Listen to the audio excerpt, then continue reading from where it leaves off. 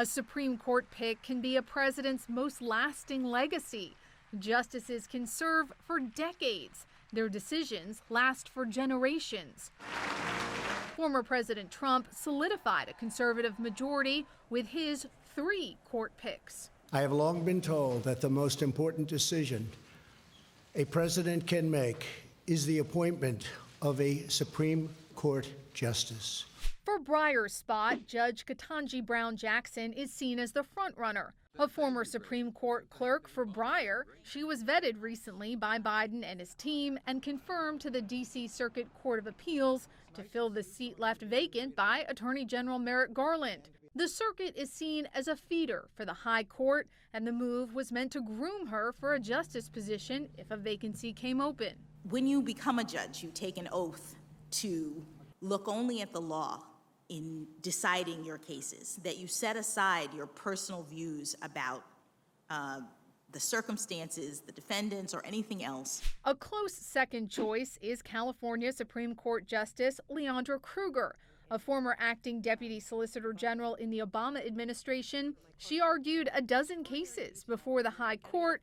While she has not been thoroughly vetted by the administration, she once clerked for the late Justice John Paul Stevens. I think we tend to forget when we're in the outside world that really conversations about these very difficult cases are confined to a very small number of people. Other names circulating: Minnesota District Court Judge Mimi Wright, outgoing NAACP Defense Fund President Sherilyn Ifill, Second Circuit Court of Appeals Judge Eunice Lee, Seventh Circuit Court of Appeals Judge Candace Jackson Akaomi, and J. Michelle Childs, a South Carolina judge who's been pushed by House Majority Whip James Clyburn. I have a high regard and sincere appreciation for our legal system, which is the form of order in our court, in our democracy.